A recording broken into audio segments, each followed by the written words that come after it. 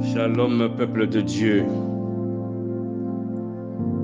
Nous, pasteur Eli Djema,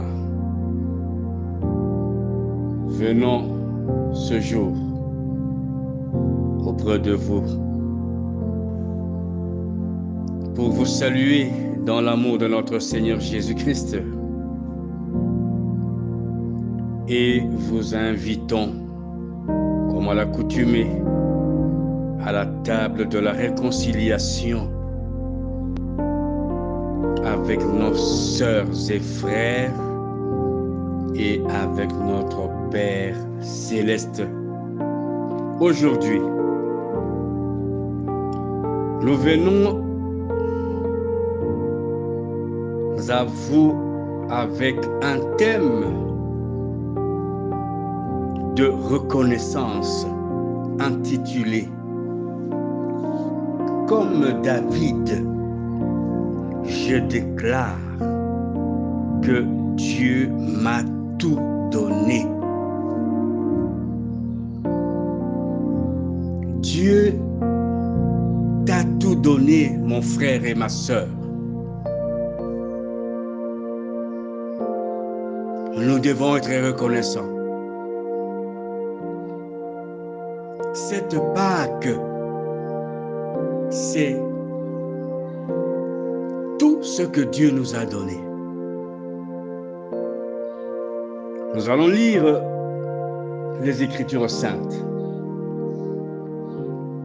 Dans 2 Samuel chapitre 7, du 1er au 29e verset. Nous allons, faute de temps, lire seulement le verset 9. Nous lisons au nom de Jésus-Christ.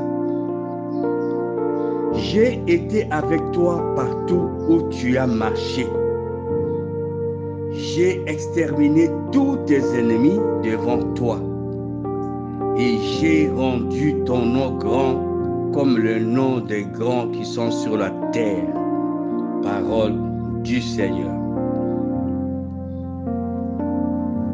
L'histoire de David, fils d'Isaïe, est connue des enfants de Dieu. Rappelé de la brousse où il était, élevé les brebis de son père pour recevoir l'onction de la royauté, sauvé des armes de Saül, rétabli dans sa royauté par la seule main de l'Éternel.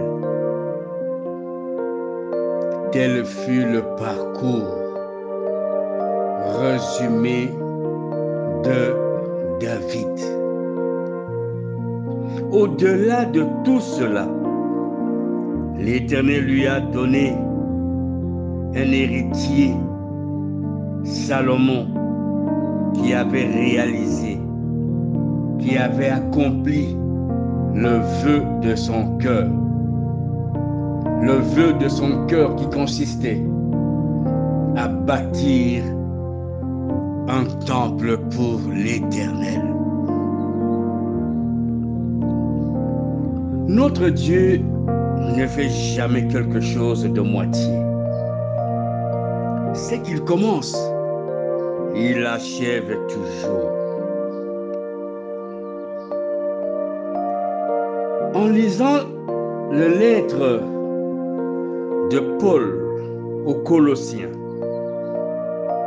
au chapitre 1er,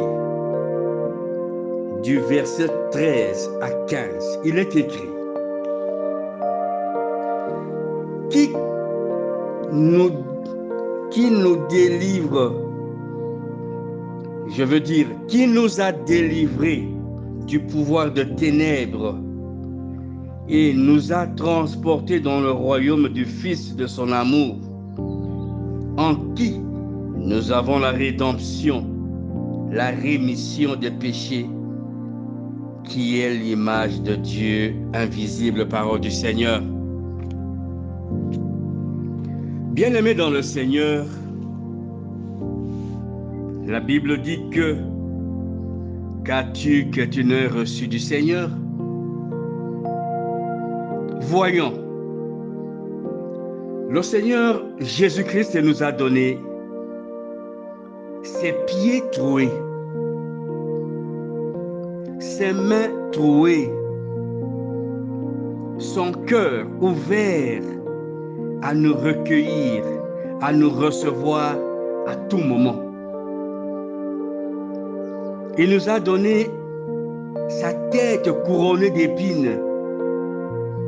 Il nous a donné aussi et surtout sa parole. Tout ce que Jésus-Christ nous a donné est très significatif. La délivrance pour le peuple d'aujourd'hui est totale. Seulement, nous ne prenons pas en considération cette délivrance. Autrement, nous oublions que nous sommes déjà délivrés. Nos pieds étaient liés. Nos pieds étaient enchaînés par Jésus-Christ, par la Pâque. Nos pieds sont délivrés, sont libérés des liens et disponibles à rendre le service de l'Éternel avec le pouvoir de marcher sur les serpents, les scorpions et sur toute puissance de ténèbres avec assurance que rien ne pourra nous nuire. Avec nos mains, nous avons reçu le pouvoir de bénir. Nous avons reçu le pouvoir de s'aimer. Nous avons reçu le pouvoir de récolter ce que nous avons sémé. Avec la tête, Jésus-Christ nous a ouvert la vision de loin. Jésus-Christ a disposé à chacun de nous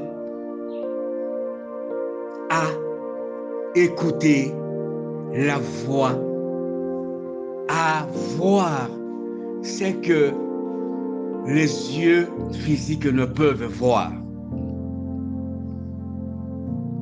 Son cœur tendre, ouvert à notre écoute, son cœur disposé, son cœur qui nous a aimés et qui continue à nous aimer.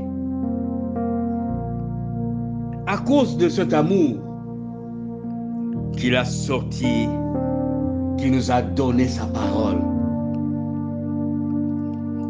La lettre de Paul aux Colossiens est une illustration de la Pâque. Nous sommes délivrés du royaume des ténèbres de l'ignorance. Nous étions plongés dans ce royaume plusieurs années. Nous étions dans le royaume de ténèbres, de loi de la coutume, des condamnations, de la culpabilité permanente, de l'asservissement, du poids sociétal, où nous étions les esclaves des autres. Cette délivrance nous a conduits au royaume d'amour de Dieu le Père par la rédemption, par la rémission des péchés en Jésus-Christ. Bien-aimés dans le Seigneur, il est souvent bon et bien de recourir aux prédications sur l'histoire de la Pâque. Dans notre communauté, ce jour, nous nous attardons sur ce qui signifie sur ce que justifie cette Pâque encore aujourd'hui. Les temps, les époques ont changé bien sûr, mais le système et les méthodes utilisées par l'ennemi n'ont pas changé. La finalité, c'est d'asservir le peuple de Dieu. La finalité, c'est de contenir le peuple de Dieu dans un environnement carcéral permanent et à le contraindre à adorer Iblis. David, quand bien même il avait reçu l'onction de la royauté, n'avait pas accédé automatiquement et facilement à sa bénédiction. Il avait été combattu. Sa persévérance et sa confiance en l'Éternel avaient permis qu'il rentre dans son droit. Aujourd'hui, il y a encore de David. Aujourd'hui, il y a encore de Méphibosheth, héritiers de droits célestes, mais qui sont encore sous les rochers, comme David, fuyant Saul, comme à Lodébar, ou à Lodébar comme Méphibosheth, qui avait fui lorsque son père Jonathan était décédé. Cette Pâque est un réveil pour toi et pour moi. Écoute ce que dit Malachie chapitre 1er au verset 2. Nous lisons au nom de Jésus-Christ. Je vous ai aimé, dit l'Éternel, et vous dites, en quoi nous as-tu aimés? Esaü n'est-il pas frère de Jacob? Dit l'Éternel. Cependant, j'ai aimé Jacob, parole du Seigneur. Considère, mon frère et ma sœur, que tu es Jacob d'aujourd'hui. C'est lui qui est aimé. C'est lui qui a reçu la délivrance de ce jour. C'est lui qui est béni. Regarde ton entourage. Regarde le gens de ton âge. Considère ton temps. Considère ta famille. Vois tes collègues. Jette un regard sur ta santé, sur tes études, sur ton travail. Combien en sont arrivés à ton niveau? D'autres peut-être t'ont dépassé en biens matériels. Mais peut-être toi tu les as dépassés dans la paix avec le Seigneur. Combien sont guéris comme toi? Pourtant d'autres sont encore sur le lit des hôpitaux. Combien de ton âge ont vu de petits-fils? Combien ont l'humilité d'écouter la parole de Dieu? Pour les autres, cette parole les chatouille aux oreilles. Ils n'en peuvent supporter d'écouter. Bien-aimés dans le Seigneur, s'agissant de la parole de Dieu, elle est celle qui fonde l'existence des enfants de Dieu. C'est elle qui est le bouclier au combat des enfants de Dieu. Apocalypse chapitre 1er verset 3 dit ceci, nous lisons au nom de Jésus-Christ. Heureux celui qui lit et qui entend les paroles de la prophétie et qui garde les choses qui y sont écrites, car le temps est proche, parole du Seigneur. J'ai aimé cette lecture parce qu'elle a mis au devant de moi 3 alternatives. La première, il dit « Heureux celui qui lit ». Il s'agit d'une communion individuelle d'une personne avec son Dieu, avec les Écritures saintes. La lecture, elle n'est pas collective, c'est individuel. À chacun de prendre le temps de lire les Écritures saintes. Deuxième chose, il dit « Ceux qui entendent la parole ». Écouter, entendre la parole est une activité commune, collective, oui. Mais la troisième chose, il dit ceux qui gardent les choses qui y sont écrites. C'est bien beau de lire, d'entendre, mais c'est mieux de garder ce qui est écrit.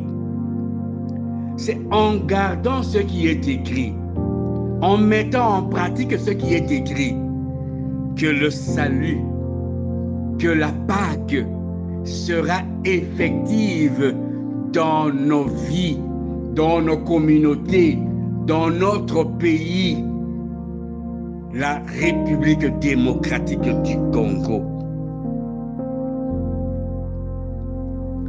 Dans le même chapitre de la parole de Dieu,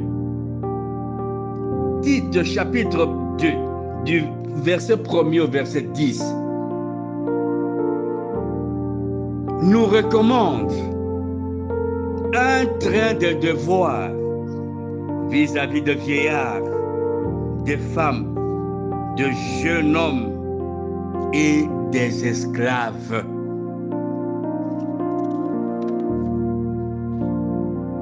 Dieu m'a tout donné. Dieu t'a tout donné. Qu'est-ce qu'il nous reste à dire et à faire? Sinon, à être reconnaissant vis-à-vis de l'Éternel Dieu, dès maintenant et pour l'éternité. Maranatha. Pasteur Eli Djema, ouvrier de la 11e heure de l'Assemblée de délivrance et de révélation.